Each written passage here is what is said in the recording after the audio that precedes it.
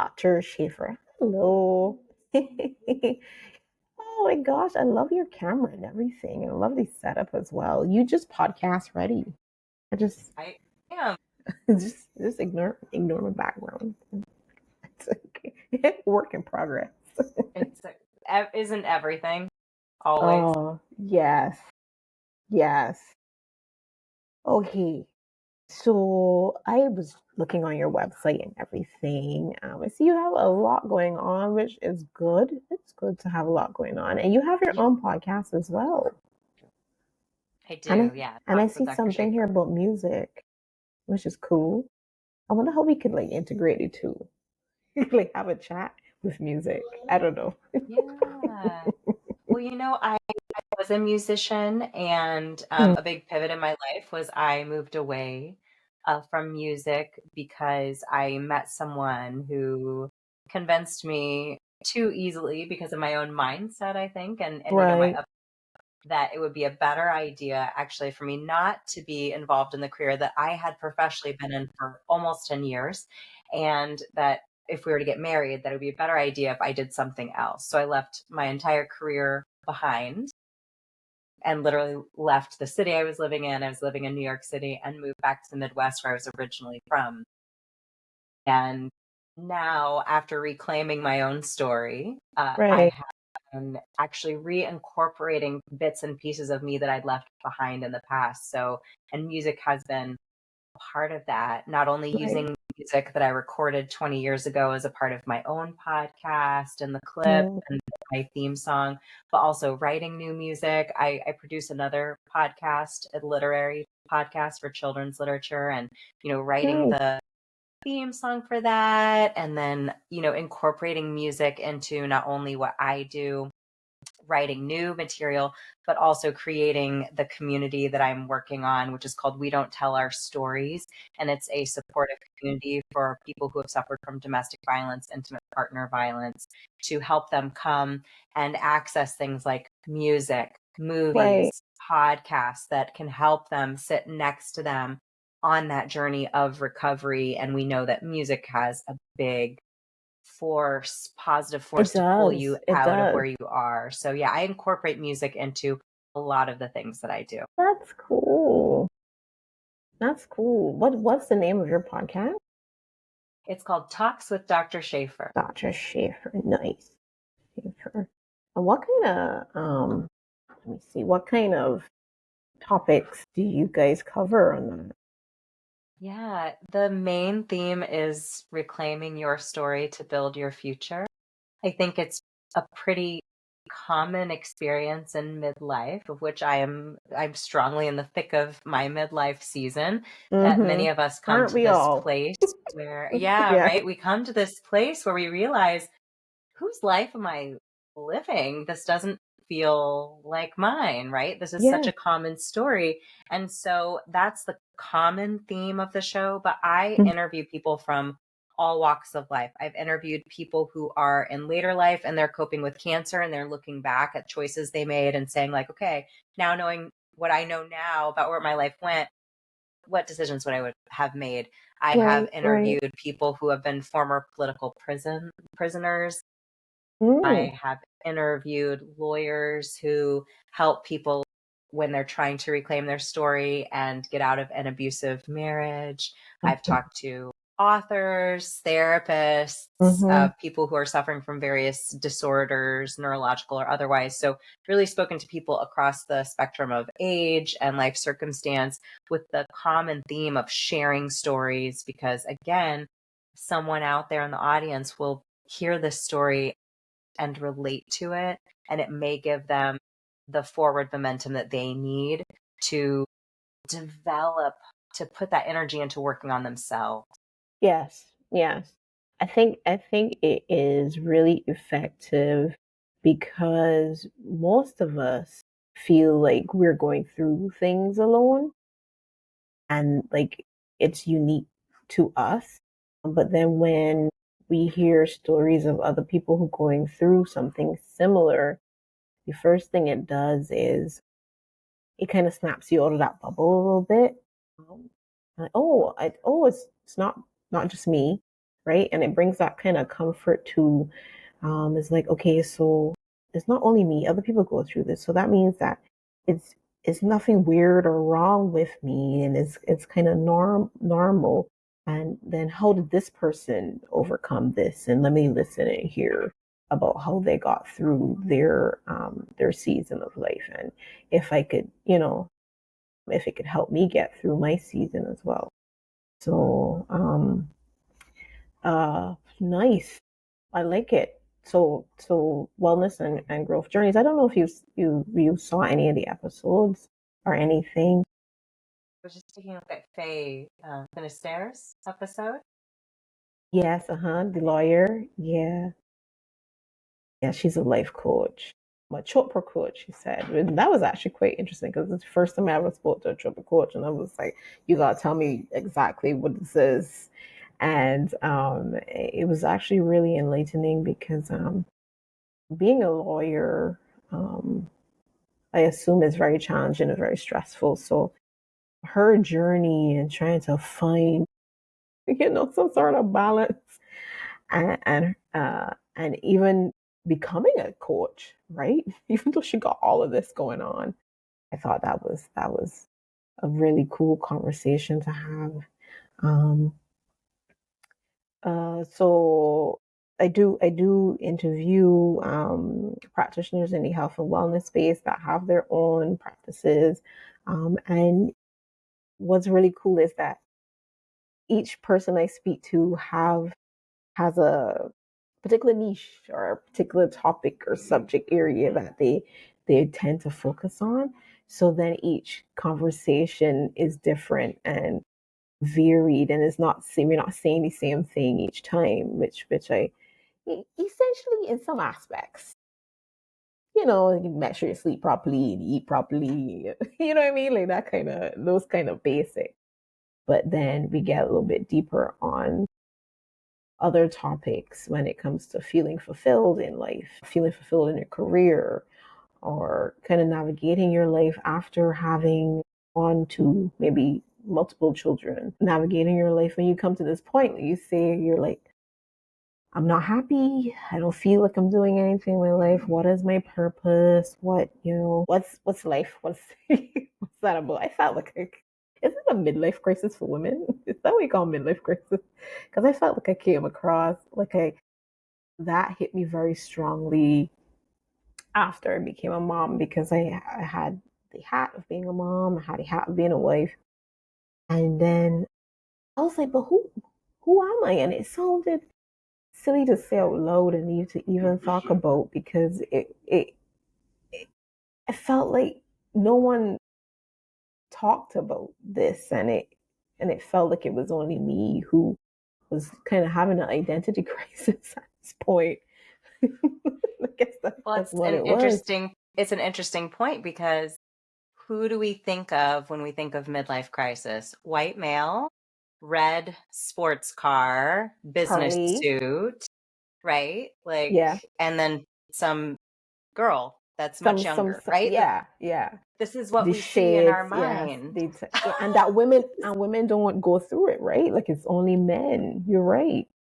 And it's this like almost like a point of privilege that this character in our mind gets to do that. But Yeah, the thing is, we are all going through life and we all get to edit our lives. We all get to change. We all get to pivot. The yeah. only thing that's really standing in between us and that decision is our mindset, is That's our true. willingness to dive into it That's and true. to decide what we want for our future and to say, okay, yes, I've done all these things to get where I am.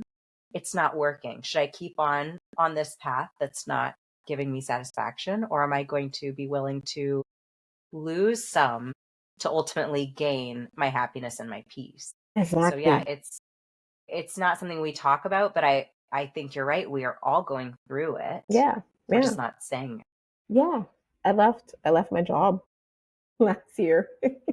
It was no fulfillment was there for me, and yes, I did go through that. Like, what is the meaning of life and what is my purpose? And I want something that I am passionate about, and like gives me goosebumps when when I have conversations about certain things and when I'm doing certain things. So um, I did kind of left and went on that journey last year. And I'm still on that journey. I'm not saying like, yeah, this is it. This is what I've found. But so far, starting the journey into health and wellness, especially women's health and wellness, I've been finding so much fulfillment because like women are reaching out and they're saying, oh, can we hear about this? I want to hear more about this. And like, okay, yes, yes, that's exactly what I try to do. Like they're relating to the content that I'm putting out. And that is actually quite fulfilling. So, yeah, it's actually really, really fulfilling. Yeah. But alongside of the podcast, I also have a digital marketing agency. It's called Wellness Growth Agency. And I help women centered health and wellness practices. So, life coach, health coaches, um, wellness centers, women's clinics, and so on. Kind of, and pretty much like what you say, like telling the story, right? And giving the education, because my first ever podcast was with Dr. Corona, and uh she was such a breath of fresh air, but she was saying that women are so thirsty for the education. Like she can't even put out enough content online to, I guess, what is it, feed women on things that are happening with their bodies or potentially happening with their bodies. And then we also kind of seek a holistic kind of approach to our health and wellness, right? So instead of just going to the doctor now and just getting a prescription for painkillers because you got backache, we want no, hey, look, no, let's talk about what's going on in our lives. Let's kind of do like a deep dive, a little history type thing, a little blood test, screens, that kind of thing. Like we want to know that we are good through and through, and then what we need to do. And yes, I know old habits die hard. And it will be like a step by step process. But I do like that women now are kind of seeking to improve their health and wellness, um, as something that it wasn't very prevalent before. Like we only went to the doctor when we got sick. That was it. Yeah. And we don't even do therapists really in the Caribbean, right? There's still like a taboo thing that or like a shame that is brought to it. Like, oh, like something wrong with you if you need a therapist. You have a what? Like you got issues, you know what I mean? It's like, yeah, I got issues, but I'm okay with that. And like, I would like help with that. Thanks. That's so So nice. That cultural yeah, difference. yes, yes, The question would be, if you had a room of people and let's say only one or two of 20 people has had therapy and 10 years on out, who's doing better? Who feels like they're coping with life's challenges better? Is it the person who has issues because they went to therapy, or is it people who have no issues and never went to exactly, therapy? exactly. Exactly. Because there's so many things that we have to deal with. Like when we talk about it, because of Gen Z, they don't play, right? We out here dealing with childhood trauma, right? Gen Z is like, no. You see the memes when they're like, I don't like the atmosphere in this space. I'm out or something. I love it. I love it. They're not standing for this stuff, right? No, and they shouldn't. Can you imagine if people weren't dealing with the effects of childhood trauma every single day, every single interaction, every single moment, what they could accomplish, how My much gosh. energy they would have.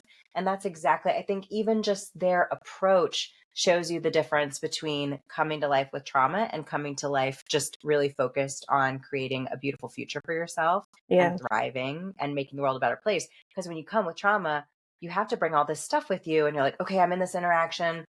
Is it safe? Is it okay? Are they safe? Are they okay? I don't know them. Maybe I'll overshare and I'll see how they react, right? Or you're just Yeah. coming with a totally different energy. It's And if you're it's coming true. without trauma, you're just like, hi, how are you? Here's what I have to offer you. What do you have to offer me? Okay, this sounds like a good collaboration. Or, you know what? I think you'd be better served by someone else, but thank you so much for your time. Yeah. Yes. So much time and energy saved. Well, amazing. stop. It's me taking months to put out my first podcast. Well, somebody got some sort of phone right there. Then they may even edit the final version, but it's up. Hey guys, I got a podcast up, and I hear like, the sound don't sound good right here, and the video is a bit choppy, and I just post the thing. Like, I mean, they're doing it. They're just honestly themselves. I definitely came from the generation where you gotta work hard.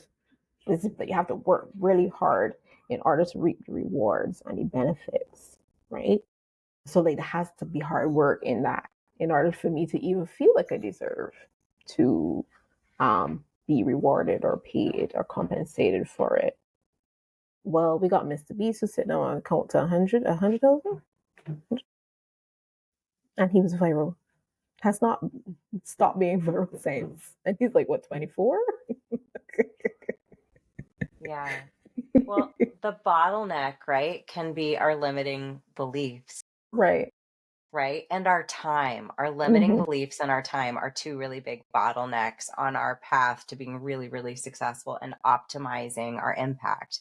And Right. so when you meet people who have learned how to overcome and go around those bottlenecks, I mean, that's where the magic lies. And those are people we need to learn from. We have things to teach them as well, but we need to be good listeners because I agree there are so many people now who are not coming with the same cultural presets Yeah. that we had Yeah. that really trained us to kind of, like you said, trade our time for money Yeah.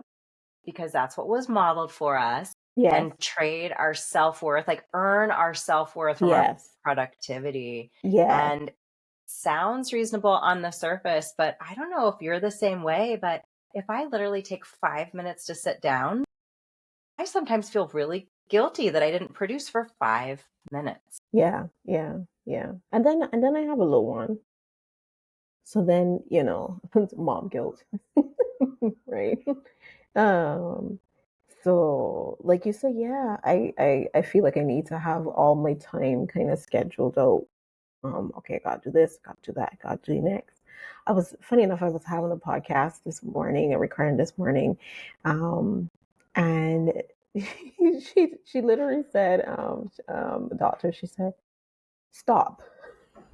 She goes, stop. You feeling stressed out? Stop. Right? Just stop. And you just take time and audit. Just audit some stuff. Take out the things. Take out some stuff. Take out some things. Right? Because they ain't worth it. You're not worth the No, stress. it's It not. isn't. And So showing they up for there your are little one, yeah, that's the yeah. top, right? This new generation is looking out for their peace. Um and happiness, and they're prioritizing experiences as well and doing things that drive them and that they're passionate about, and to learn to make money from that, from doing just Yeah, that, yeah, whatever it is. yeah. Just like, yeah, I can try to make some money from doing this. I can stay in my parents' basement, and when I make enough money, then I'll move out or whatever. But I can make it happen, right? So yeah, I feel like we've gone off topic a little bit, but well, this is not the recording, of course. This is just the initial conversation. I do like when we have a conversation because I think that sort of format reaches people more than just like an interview type thing that is so disconnected to me, where we can sit down and have a conversation and share experiences and then share our knowledge and stuff about different things. Actually, somebody told me the other day they thought that I was a doctor, and I was like, no, no. Because you were talking like we talk about. I was like, I just have experiences as a woman. That's all Mm, I'm sharing. All I'm sharing is the experiences that I have as a woman, going through life and experiencing certain things, that I thought I was the only body experiencing, but realizing that I'm not. And I'm like, if I could share my point of view of my experience, then somebody might be like, oh wait, that happened to me too. And okay, yeah, this is how I solve it. Um, so how many podcasts have you guest on? I have I Uh, don't have a count. A is it lot. a lot? 50? Or Probably between like 30 and 50, and I don't even remember because there are some days where between my podcast and my guesting I'll do 8, and it's like, you know what I mean? I just kind of, it depends on when I'm batch recording. When I'm batch recording I do a lot, but it's because I'm really focused on getting this message out. And right. I produce another podcast. Oh my I gosh, produce that's the it. children's literature Yes, podcast you did because, say that. yeah, because to make real change, like we can't just, it's kind of like have you seen those videos on TikTok and things where they show you the cup and it's muddied water and they're Hmm. talking about healing generational trauma, and they're Yes. saying like they show grandma passed it to mom, mom passed it to me, here's my daughter over here, and I'm like, no, the buck stops with me. Pour, pour, pour, pour until it's clearer. Maybe it's not clear, but it's clearer because I'm doing that work. So I'm not passing it on to my daughter. Well, the thing is, I can do that work on me, but for my daughter to have her best chance at life, I need to figure out how can I empower her. So as she's receiving life, because she's not just going to receive from me and the work I've done, she's going to receive from all sorts of people and influences. So how can I better set her up for success?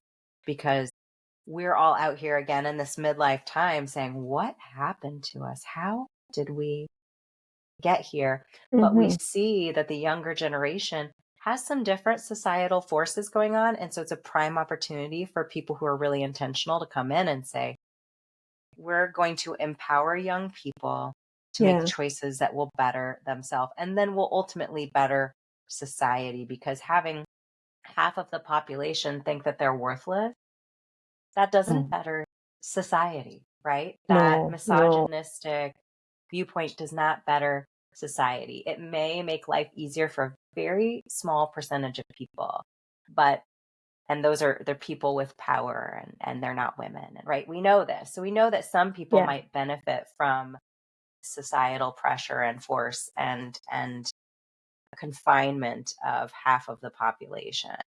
But if we unleashed the power and love and life force of that half of the population, the benefits to the rest of the society would just Hmm. be untapped, extraordinary. I think, I've seen a joke. We talked about having more women in government, and it's 2050, and they're all sitting on a panel together, and all the countries are saying, okay, how are we doing on economy? Oh, no issues, we're fine. Okay, how are we doing on wars? No wars. No, no, no. We realized that we're fine. We talked about it. We figured it out. We came to a conclusion, Hmm. because we're not focused on fighting anymore. We're focused on building and connecting.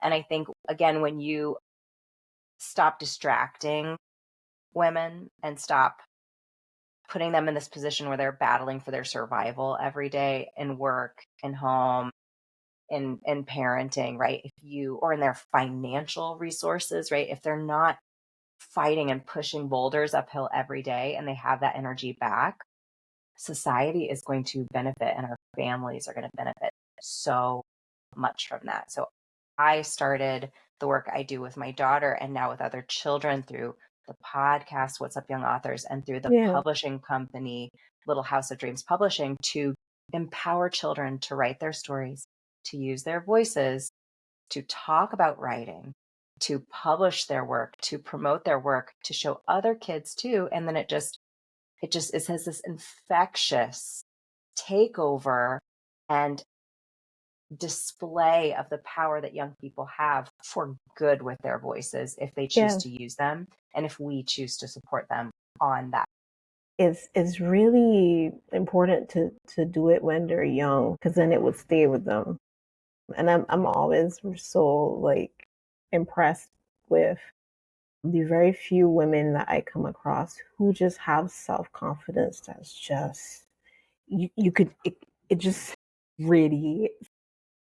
And I think, oh, they probably have like really good parents and the parents really like, you know, instill this in them from young, and then don't let the male walk over them, and they know what they want in a relationship and life, and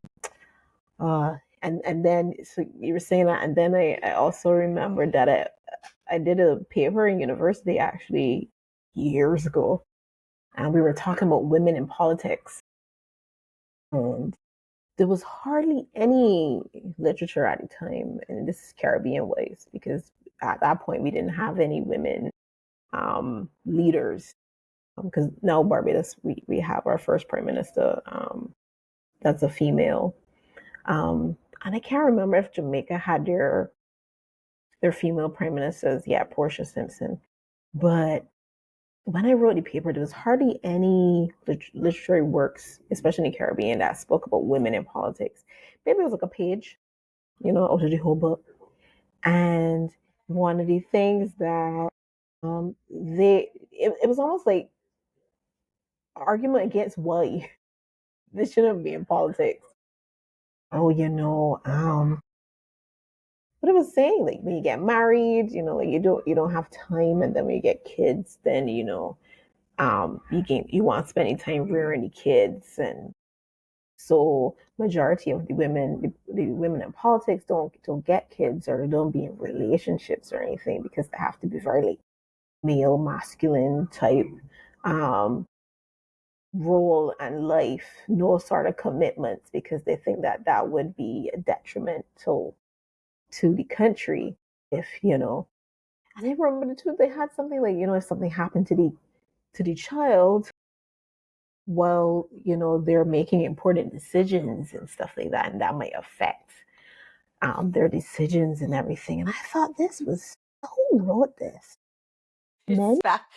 You just want to sit with them and ask them about 100 questions and just not say much and just really make them just keep giving you the information because you're like, I have questions about this. It's really interesting. So, okay, what are the things? So let's speak to mothers. What are the things that taught them, next level empathy and next level Yeah, understanding of the human condition?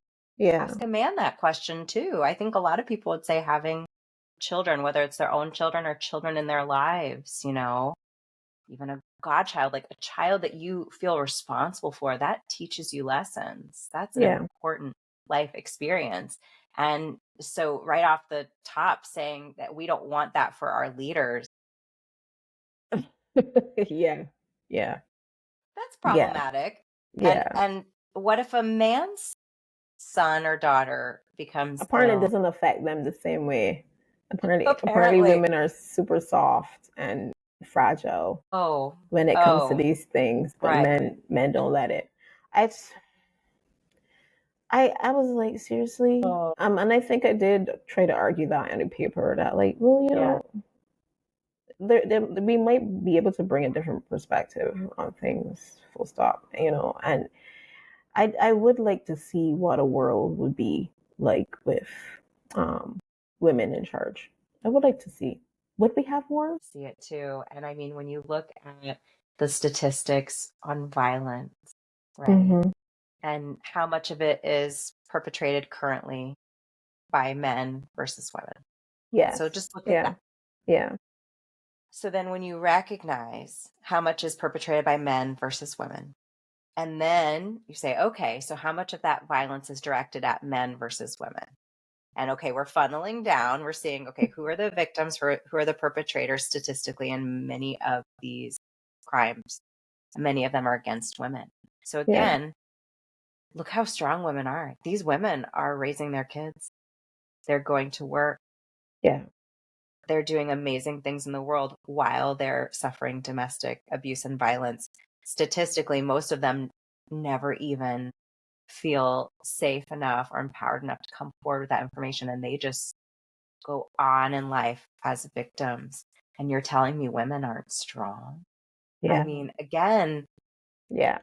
I think it's important that we have these conversations and we leave emotion out of it Mm-hmm. because emotion is really important. We have to sit with our emotions, we have to accept them. And then we need to move on to the building. And I think for us to be really future focused in these spaces where we're having conversations with someone who's on the other side of the table from us, so to speak, and Yeah. they're coming with a different point of view. it's really important to just stay really focused on not even so much our argument, but on their arguments. Make them talk, make them Yeah. support their views, and just meet them with facts, Yeah. right? Yeah. Because I think that's a good starting point. I got a yeah from the background. Thanks. Thanks, buddy. I appreciate that. So Yeah. just meet them with facts Yeah. and then go from there. I Yeah. think that's our best chance at taking this opportunity we have right now in time where I think we do have more of a space for our voices, but we are Mhm. still bumping up against that limiting beliefs of, can I use it? Okay, I hear other women using their voices and I hear other men advocating for women, right? I'm Yeah. Yeah. hearing that happening.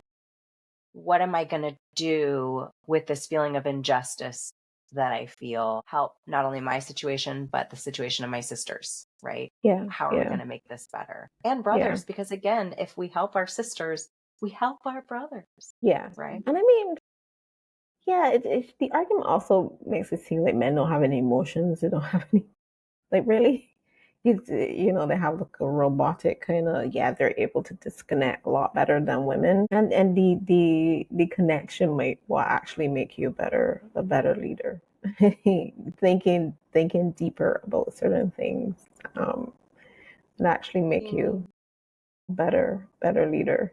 Mm, you need people's buy-in to be a leader. yeah, yeah, And forcing and coercion does not lead to buy-in. It may lead to temporary compliance, but it doesn't get you their allegiance and their buy-in. And yeah, that's where being a leader who really leads and connects with people is the difference between getting someone to go along to get along and getting someone to really advocate for the things that you value and make things truly better. yeah, yeah. So we could probably publish this as a podcast. Like we really got into it here, didn't we? Oh boy. You have something that you want to offer on the podcast? Like I don't know, like a free consultation or Yeah. So at this point in time, what I'm really promoting is my podcast. hmm And then I also like to talk about my daughter's podcast and her books because those are amazing. And it's a big part of my mission for trying to just create this world of empowerment, right? yeah, Where we can choose to put our attention in this direction of empowerment. We only have so much attention right. and we can choose where we want to direct it. We can kind of get stuck in the tornadoes of chaos around us in media and politics, like we, briefly touched on to earlier. We can get sucked into that, but we can Yeah. decide, you know what, instead, every day or every other day, I'm going to listen to a health and wellness themed podcast. I'm going to Hmm. listen to stories that inspire me. And that's where I'm going to give my energy. And then I'm going to journal about it for 5, 10, 15 minutes every day. And I'm going to see where that takes me. So right now, my focus is really on trying to impact people with this shift in mindset and focus. And hmm certainly, if they're interested in contacting me for coaching, I'm available. I do one-on-one life coaching. I also do business coaching to try to help Nice. companies where, again, you know, they may have a really great product, they've got a great team, but things just aren't functioning the way that they want it to, and they can't quite Okay. put their finger on why it is. hmm Bringing in someone who has experience in business consulting and coaching specifically on that environment and that team building can be the difference between having a lot of really great players, but no one's playing the right part, right? No one's Right. clear on their role and no one's clear on the overall mission and just knocking it out of the park and just being absolutely successful and exceeding your business goals. So I help people with that. And then I will also be publishing my book in 2025 called Ooh. The Boy and His Brightly Colored Blocks. It's a book about motherhood for both the children as well as for the mothers. It's a children's book where we go through a day with a child who has autism and he's Okay. homeschooled by his mom, and she is trying to help him get through his explosive reaction to life's little challenges that feel really big to him. And Mhm. instead of being reactive to him, she really holds space for him and she maintains her calm. And what happens at the end of the book is sometimes we, as parents to children who are neurodivergent, who have, behavioral challenges, we can go out into the world and receive judgment, and Yes. people can, they're seemingly being helpful, trying to give us advice. But at the end of the day, we're just holding space for our child because we know this is what they need. We know we just need to get through this moment, be calm and quiet. Maybe they're being even a little bit violent, but, Mhm. we're not hitting them. We are Yes. not yelling at them. We are Yeah. just keeping them safe, waiting until their nervous system is more regulated, and then showing them that one, they survived that, right? Mhm. They were safe during that, and then helping them navigate making different choices in the future, working with behavior when they're in a regulated state. So the mother in the book does this with her son. And at the end of the book, Mhm. he gives her really good feedback through his reaction to his blocks, which are his favorite thing in the world, breaking. He says, Right. "It's okay, mom. I can do it, and I can do it Right. better next time," because Right. she gifted him her calm throughout the day. So that'll be coming out in 2025 as well. You're doing some really amazing stuff. Well, that sounds inspiring. I don't know when you have time to do anything. God, jeez.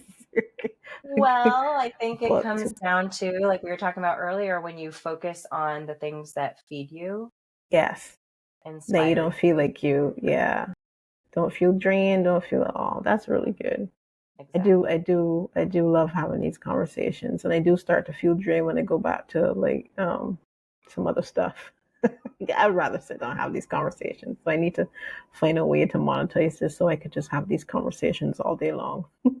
Yeah, they are healing, and we learn so much from one another. Yeah. And so, yeah, then going and journaling about, about what I think in my journey, Hmm. having, making the short form content and the long form content through the podcast, but also writing has been really transformative and helping me to really distill down my goals and my message.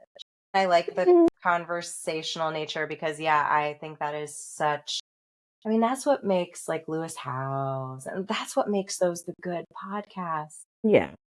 Nobody wants to go on a podcast where it feels really canned and it's just somebody's spiel.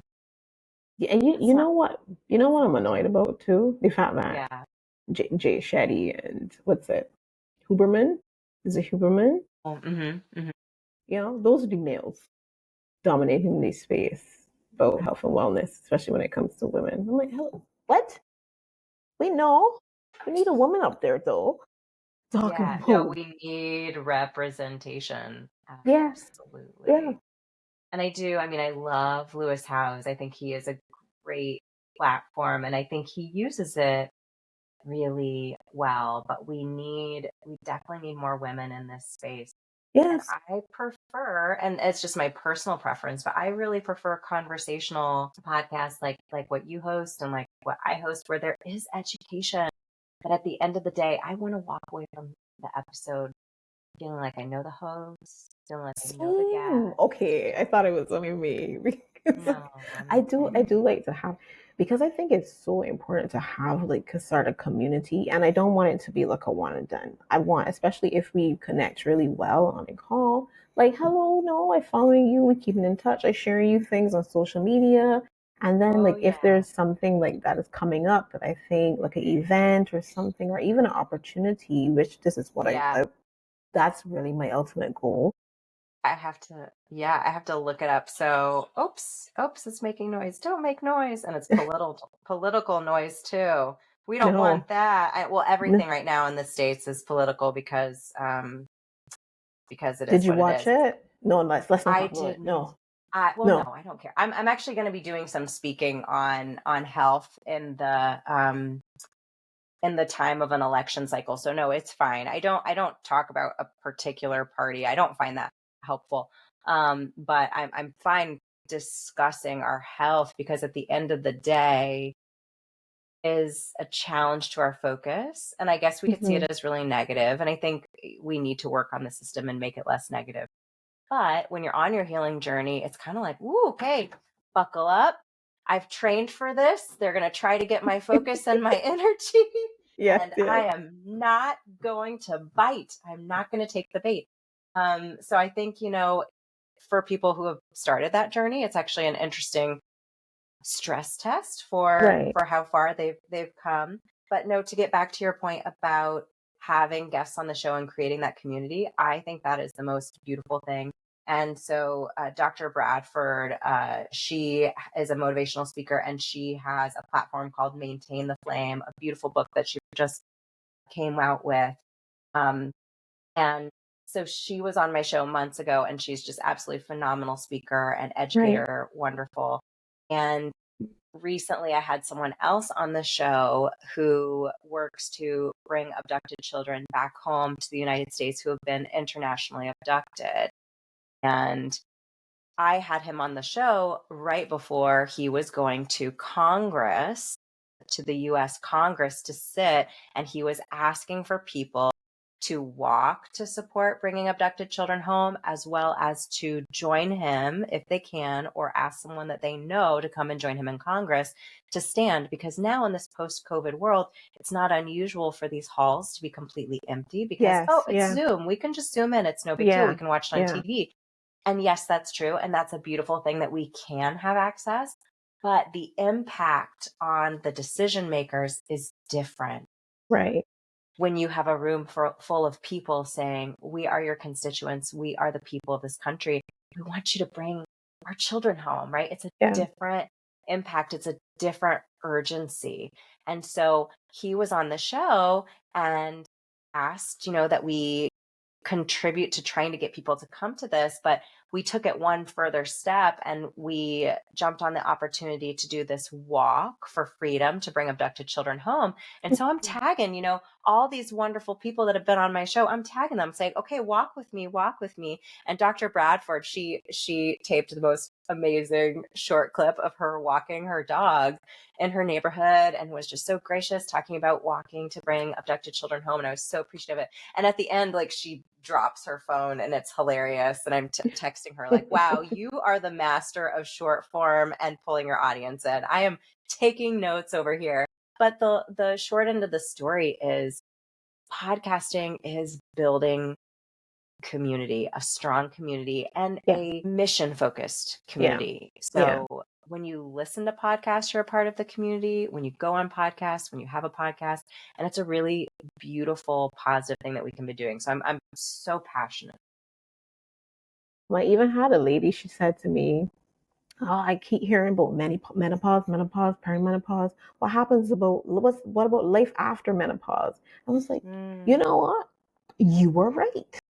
We need yeah, to talk about that too. Because life, just because you've gone through all these big, seasons, doesn't mean that life is ended for you, right? In fact, yeah, it probably has started anew for you, and because now you don't have to worry about the night sweats and the hot flashes and the random itchy skin and the foggy brain and all this kind of stuff. So now, like, what does that look like if you're like nearing retirement and that kind of thing? Like, I remember years ago we had an association here. I think it's like Association of Retired Persons, and they used to do skits and pantomimes and that kind. And I thought it was the best thing ever. And then they stopped it, and I don't know why, but it was the best thing ever. And me as a young person, I was like, yeah, when I get older and I retire, this is what I want to do with my time. I want to get on stage and do things that I always dreamed about. But because, like I'm older and wiser and I don't care now because I'm older, right? So I don't care about people judging me and watching me and that kind of thing. So I'm going to get on stage and I'm going to pretend to be this person and like do all the things that I wanted to do that I couldn't do when I was younger. And but they stopped it. And um, it, talking about life at a certain age and what that looks like and how you can make it enjoyable, even though it's after all of the exciting, quote unquote, exciting things like getting married, having kids, and getting a house, and getting a car, and getting to the peak of your career. So what is it? So I just roll over and die? No. Like let's talk about how life looks at this point.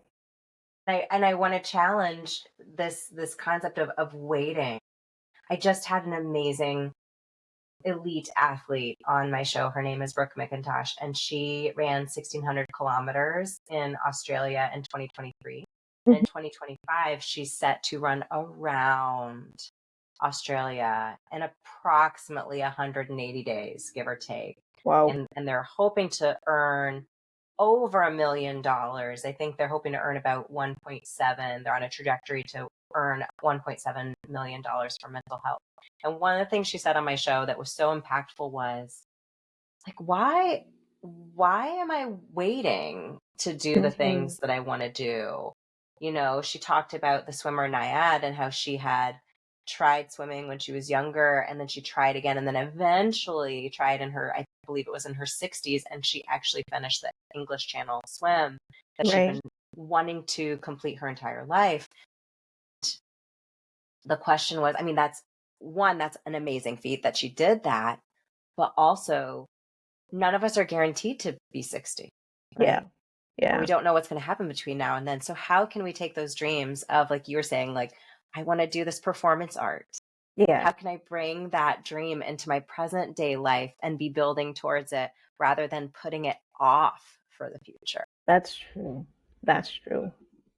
Yes, I hear you. I hear you loud and clear, Dr. Shafer. I hear you. All right. So I'm good. Thank you. Thank you for our conversation. Again, the time that we did, this is a whole podcast